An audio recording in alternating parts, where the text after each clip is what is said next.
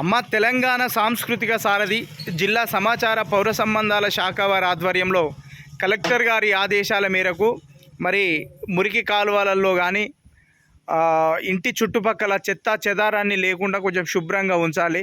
రానున్న ఈ వర్షాకాలం వర్షాలు పడి భూమి అంతా పదునై ఉంటుంది.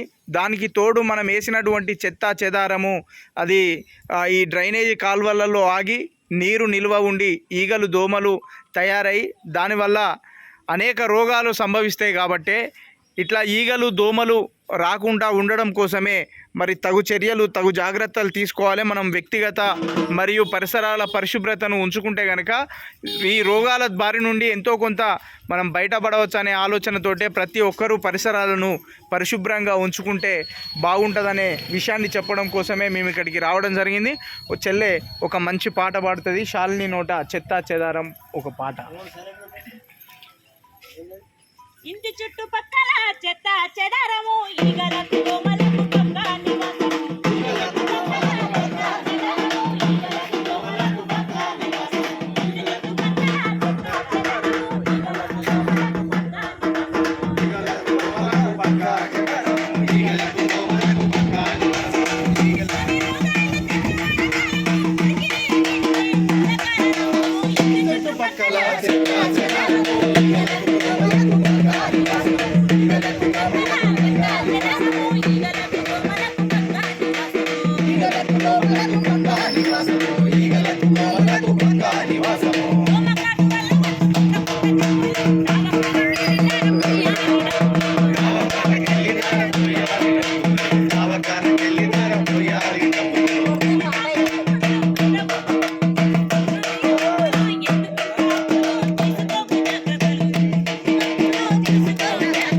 ఎందుకింత అప్పులు తీసుకో జాగ్రత్తలు ఎందుకింత